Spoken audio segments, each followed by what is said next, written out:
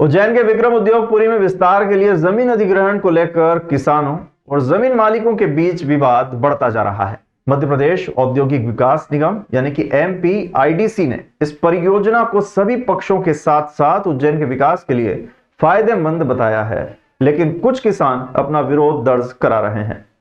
परियोजना की विस्तृत जानकारी देते हुए विक्रम उद्योगपुरी के CEO राजेश राठौर ने बताया कि इस परियोजना में लगभग 473 हेक्टेयर जमीन लगेगी, जिसमें जमीन मालिकों को गाइडलाइन 2 गुना मुआवजा मिलेगा। कुछ परियोजना 488.798 हेक्टेयर की है, जिसमें 15 हेक्टेयर सरकारी जमीन और 473.298 हेक्टेयर निजी जमीन है। इसमें 7 गांव शामिल हैं: नरवर, माधोपुर, गावड़ी, मुंजाखेड़ी, चैनपुर, कड़छा और पिपलौदा। जो जमीन अधिग्रहण करना है उसके आंकड़े इस प्रकार है। गांव नरवर में 235.638 हेक्टेयर जमीन अधिग्रहण की जाएगी। इसके अलावा माधोपुर में 12.31 हेक्टेयर, गावड़ी में 50.56 हेक्टेयर, मुंजाखेड़ी में 28.15 हेक्टेयर, चैनपुर में 92.380 हेक्टेयर, कड़छा में 36.940 हेक्टेयर और पिपलौदा में 23.66 हेक्टेयर जमीन अधिग्रहित की जाएगी। राठौर ने आश्वासन दिया है कि किसी किसान का मकान इसमें नहीं हटाया जाएगा और केवल उद्योगपुरी से लगी जमीन ही ली जा रही है। उन्होंने कहा कि यह परियोजना सभी पक्षों, किसानों और जमीन मालिकों के हित में है और उज्जैन में व्यापार और रोजगार के लिए महत्वपूर्ण योगदान करेगी। हालांकि कुछ किसान अभी भी अपना विरोध दर्ज करा रहे हैं। जिला प्रशासन द्वारा सुनवाई की जा रही है और एक टीम सर्वे करने भी पहुंच गई है। देखिए, जैसा कि आप सब लोग जानते हैं कि बाबा महाकाल के आशीर्वाद से माननीय मुख्यमंत्री जी उज्जैन से हैं और ये पूरे उज्जैन के लिए एक बहुत स्वर्णिम अवसर है। और इस स्वर्णिम अवसर की वजह से उज्जैन में बहुत सारी संभावनाएं घटित हो रही है और इंडस्ट्री में भी आप लोग देख रहे हैं कि विगत एक वर्ष में कितना ज़्यादा इंडस्ट्रियलिस्ट का रुझान है उज्जैन को लेके। तो जो भी विकास कार्य यहाँ पर हो रहे हैं और इंडस्ट्री यहाँ पर आ रही है तो निश्चित ही उनके लिए जमीन की डिमांड होगी और उस जमीन के लिए जो विक्रम उद्योगपुरी के एक्सपांशन का प्लान किया गया है, जिसमें जो वर्तमान विक्रम उद्योगपुरी है उससे ही लगा हुआ क्षेत्र, अलग से नहीं, बिल्कुल लगा हुआ क्षेत्र, उसको अधिग्रहण करने का प्रस्ताव है और वो प्रक्रियाधीन है। धारा 11 की कार्रवाई माननीय जिलाधीश महोदय के द्वारा की गई है और जो भी नियमानुसार उसमें मुआवजा बनता है भूमि स्वामियों का, और नियम ये है कि कलेक्टर गाइडलाइन का 2 गुना मुआवजा उनको दिया जाएगा। तो मुआवजा नियमानुसार परीक्षण करने के बाद अवार्ड पारित होगा।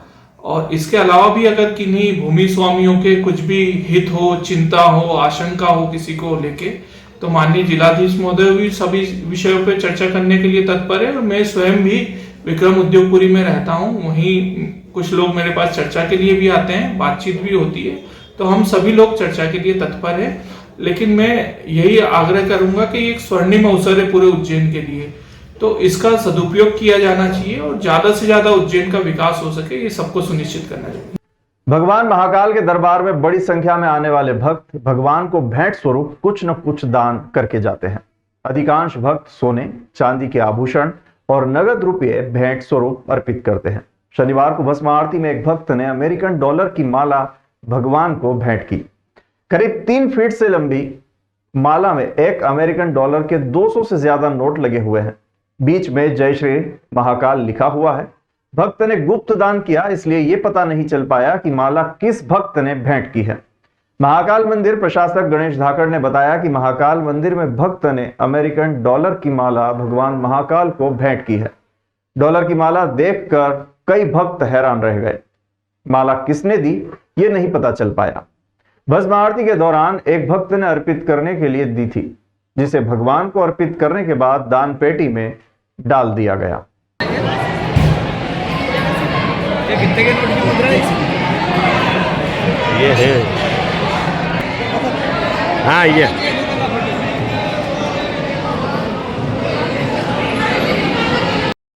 माला पूरी सी गिनती तो हमको अंदाज नहीं है। एक भक्त ने गुप्त दान दिया है बाबा को चढ़ाने के लिए, तो दान करके मंदिर समिति को जमा कर दिया है। और एक भक्त ने 51,000 रुपए गुप्त दान करे पेटी में, उसके फोटो खींचनी है। ये $51,000 है। नहीं, 51,000 अलग दान करे मैडम ने, और उन्हें डॉलर की माला दान करी भक्त ने। गुप्त दान है, उन्हें बताया नहीं अपना नाम। गुप्त दान $1 जी, गुप्त दान करा उन्होंने डॉलर का। करीब करीब 800 करोड़ रुपए से बनने जा रहे उज्जैन के पहले सरकारी मेडिकल कॉलेज की नींव 21 नवंबर को सीएम डॉक्टर मोहन यादव रखेंगे। कलेक्टर, विधायक, एमबी, बीडीसी अफसरों ने निरीक्षण कर तैयारियां शुरू कर दी है। विदेश यात्रा पर जाने से पहले सीएम डॉक्टर मोहन यादव उज्जैन जिले के पहले सरकारी मेडिकल कॉलेज की आधारशिला रखेंगे। 21 नवंबर को पुराने जिला चिकित्सालय परिसर में भूमि पूजन कार्यक्रम होगा। शनिवार सुबह कलेक्टर, विधायक और Madhya Pradesh building development corporation के अफसरों ने मौका मुआयना कर तैयारियों को परखा था।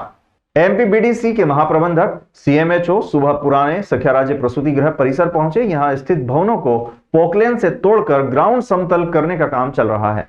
कलेक्टर नीरज कुमार सिंह के आने के बाद निर्माण कार्य से जुड़े ठेकेदारों से चर्चा कर प्लान समझा। ठेकेदारों ने अफसरों को जानकारी दी कि भवन तोड़ने का काम पूरा हो चुका है। बिल्डिंग मटेरियल हटाने और मैदान साफ करने में 2 से 3 दिन का समय लगेगा। उज्जैन उत्तर विधायक अनिल जैन कालूहेड़ा ने भी अफसरों से चर्चा की। उन्होंने बताया कि मुख्यमंत्री 21 नवंबर को मेडिसिटी का भूमि पूजन करेंगे। इसके लिए स्थान का चयन किया जाना है। प्रसूति गृह में चल रहे काम के संबंध में भी कालूहेड़ा ने अफसरों से चर्चा की। इसके बाद पुराने जिला चिकित्सालय परिसर में भूमि पूजन कार्यक्रम रखना तय किया। उज्जैन में 2 मेडिकल कॉलेज हैं, पहला आयुर्वेदिक और दूसरा एलोपैथिक। आयुर्वेदिक मेडिकल कॉलेज सरकारी है और एलोपैथिक निजी है। शासन ने पुराने जिला चिकित्सालय भवन और सख्या राज्य प्रसूति गृह भवन को तोड़कर 800 करोड़ रुपए की लागत से मेडिसिटी मेडिकल कॉलेज निर्माण बनाने की स्वीकृति दी है। इस कड़ी में पुराने भवनों को तोड़ा जा रहा है। ठेकेदार ने पहले चरण में सख्या राज्य प्रसूति गृह भवन को तोड़ने का काम पूरा कर लिया है। ठेकेदार पीयूष पटेल ने अफसरों को बताया कि सख्या राज्य प्रसूति गृह की जमीन पर G13 बिल्डिंग बनेगी। हॉस्टल कॉलेज में पढ़ने वाले स्टूडेंट्स के लिए होगा। जिला चिकित्सालय परिसर की जमीन पर G8 मंजिल बनेगी, जिसमें मेडिकल कॉलेज रहेगा। यहां मरीजों के वार्ड, डॉक्टर्स चैम्बर बनेंगे। कलेक्टर नीरज कुमार सिंह ने बताया कि मध्य प्रदेश सरकार शहर को स्वास्थ्य क्षेत्र की सबसे बड़ी सौगात देने जा रही है। 800 करोड़ की लागत से बनने वाले मेडिसिटी मेडिकल कॉलेज का निर्माण होने के बाद शहर वासियों को उपचार के लिए बड़े शहरों में नहीं जाना पड़ेगा। मरीजों को उज्जैन में ही अत्याधुनिक उपचार सुविधाएं उपलब्ध होंगी। मेडिकल कॉलेज में अलग अलग रोगों के उपचार के लिए अलग अलग विभाग बनेंगे। इनमें कुशल और विशेषज्ञ डॉक्टर्स रहेंगे, क्योंकि कॉलेज में सारे विभाग बनाए जा रहे हैं। बहुत ही हर्ष का विषय है कि माननीय मुख्यमंत्री जी के निर्देश अनुसार और उनके पूरे प्रयासों से उज्जैन शहर की जो कई वर्षों की डिमांड थी वो अब पूरी होने जा रही है। उज्जैन शहर में मेडिसिटी मेडिकल कॉलेज प्रारंभ हो रहा है। इसका भूमि पूजन माननीय मुख्यमंत्री जी के द्वारा 21 तारीख को किया जाएगा। इसमें बहुत ऊंची बिल्डिंग बन रही है, G+13 की बिल्डिंग बन रही है, 600 बेडेड हॉस्पिटल बन रहा है और सारे एडवांस्ड टेक्नोलॉजीज़ के साथ पूरा मेडिकल कॉलेज इसमें स्थापित होने जा रहा है। 21 तारीख को इसका भूमि पूजन होगा और जितने भी शहर वासी हैं उन सभी से आग्रह है कि वो इस भूमि पूजन के कार्यक्रम में पधारें और शहर की जो बहुत सालों से डिमांड थी उस डिमांड को पूरा होते हुए देखें। मंगलनाथ रोड स्थित भगवान श्री कृष्ण की शिक्षा स्थली महर्षि सांदीपनि आश्रम में अन्नकूट महोत्सव यानी कि 56 भोग का आयोजन किया गया। आयोजन के अवसर पर सांदीपनि आश्रम पर दोपहर से लेकर रात तक श्रद्धालुओं की भीड़ उमड़ती रही। महर्षि सांदीपनि के वंशज पंडित रूपम व्यास ने बताया कि हरिहर मिलन के अवसर पर भगवान श्री कृष्ण को बेलपत्र की माला धारण कराई जाएगी और भगवान भोलेनाथ को तुलसी की माला धारण कराई जाएगी। पुराणों के अनुसार उज्जैनी में हरिहर मिलन का मूल स्थान महर्षि सांदीपनि ऋषि का ही आश्रम है, जहां भगवान श्री कृष्ण की भेंट महाकाल से हुई थी। भगवान का पंचोपचार पूजन यहाँ किया गया। वहीं आज दोपहर में भगवान श्री कृष्ण को महाप्रसादी का महाभोग अर्पण किया गया। साथ ही अति प्राचीन श्री सर्वेश्वर महादेव पर भी 56 भोग का आयोजन किया गया। हरिहर मिलन पर सांदीपनि आश्रम में फूलों से सज्जा की गई एवं विद्युत रोशनी भी यहाँ पर लगाई गई। रात को आश्रम परिसर में दीपोत्सव के अंतर्गत दीप प्रज्वलित किए गए। पंडित रूपम व्यास ने चैनल के माध्यम से प्रशासक से मांग की है कि हरिहर मिलन की सवारी महाकाल मंदिर से निकालकर सांदीपनि आश्रम में लाई जाए, क्योंकि वास्तविकता के अनुसार श्री कृष्ण जब उज्जैन में शिक्षा ग्रहण कर रहे थे तब भगवान शिव ने इसी आश्रम में आकर श्री कृष्ण से मुलाकात की थी।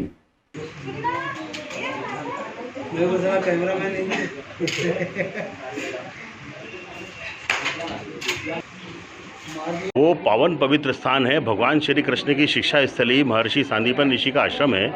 यहाँ भगवान कृष्ण अपने बड़े भाई बलदाव जी के साथ शिक्षा ग्रहण करने आए थे। सांदीपन ऋषि का आश्रम जो कि आज से द्वापर युग के पहले से अंत मतलब त्रेता युग के अंत से यहाँ पर स्थापित है।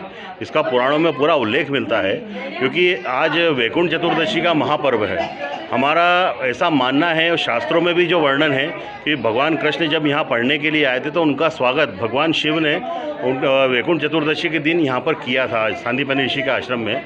क्योंकि आप आज देखेंगे कि भगवान श्री यहाँ पर भोलेनाथ जी को तुलसी की माला अर्पण की गई है और भगवान श्री कृष्ण को बेलपत्र की माला अर्पण की गई है, दोनों के स्वागत के फलस्वरूप। तो उसी खुशी में कि आज हम लोग सांदीपनि वंश परंपरा में हैं और सांदीपनि वंश परंपरा में हैं, उसके कारण होने के कारण कि हमारे परिवार में आज भगवान शिव यहाँ पर मिलने के लिए भगवान श्री कृष्ण से आए थे। तो उसी खुशी के रूप में जो हमारा पुराना इतिहास जो कहा जाता है कि मूल स्थान हरिहर मिलन का वो यही है। और हम आप लोगों के चैनल के माध्यम से ये भी एक मांग हम जरूर करेंगे और करते हैं और निवेदन है, अनुरोध है जिला प्रशासन से कि जो मूल स्थान है भगवान श्री कृष्ण की शिक्षा स्थली सांदीपन ऋषि का आश्रम, जो आज रात में रात्रिकाल 12 बजे वैकुंठ चतुर्दशी पे जो भगवान की जो सवारी निकलती है वो सवारी सांदीपनि ऋषि के आश्रम में आए।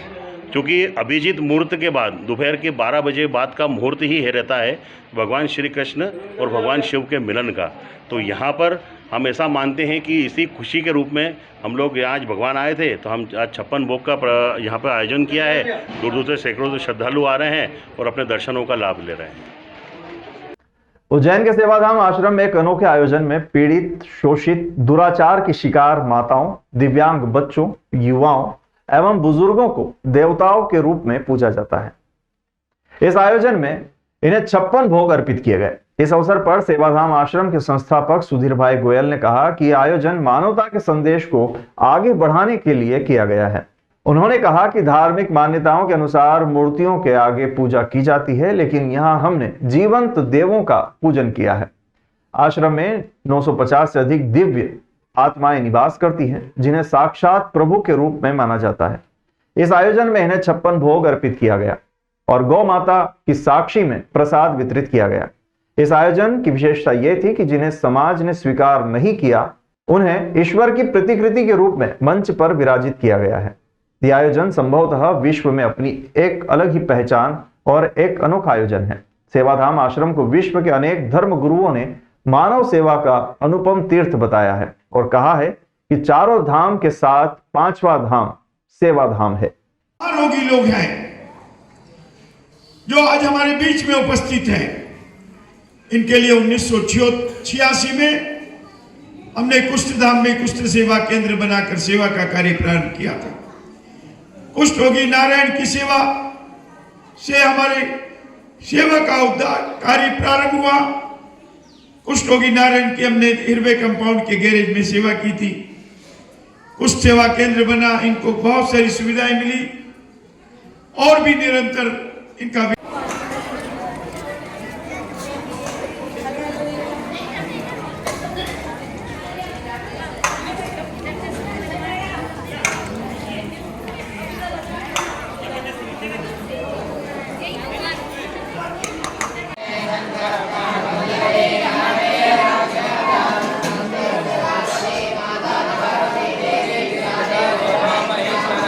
मध्य प्रदेश शासन के कौशल विकास एवं रोजगार राज्य मंत्री गौतम टेटवाल के मुख्य आतिथ्य में हाथ करघा एवं हस्तशिल्प मेले का आयोजन हुआ।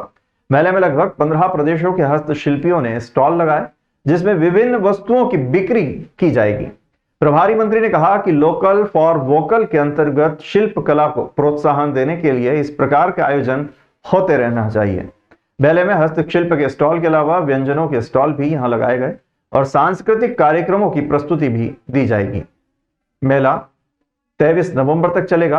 प्रभारी मंत्री ने मेले में लगाई गई विभिन्न स्टॉल का अवलोकन किया और एक स्टॉल से स्वयं के लिए जैकेट और पश्मीना शॉल भी खरीदी थी।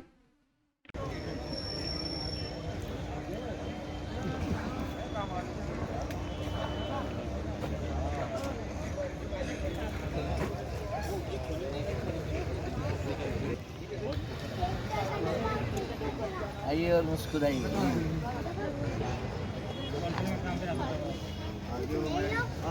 आइए साहब।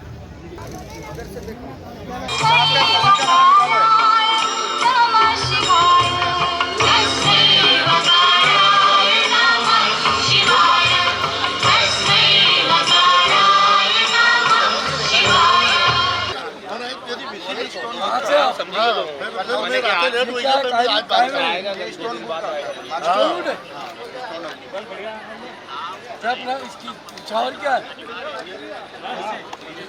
ये 1800 रुपये का है। 1800 का जोड़ा।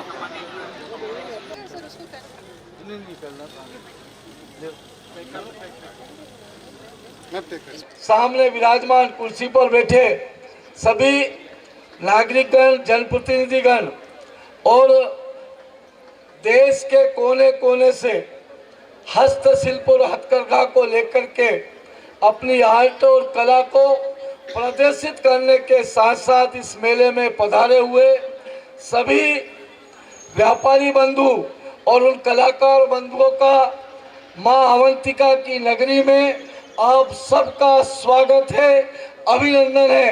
और आप सबसे भी जो सामने बैठे हैं उनसे भी निवेदन करता हूं, ये बाहर के जितने हमारे हस्तशिल्प कला के कलाकार और व्यापारीगण पधारे हैं, इन सबका जोरदार तालियों से स्वागत करें, अभिनंदन करें।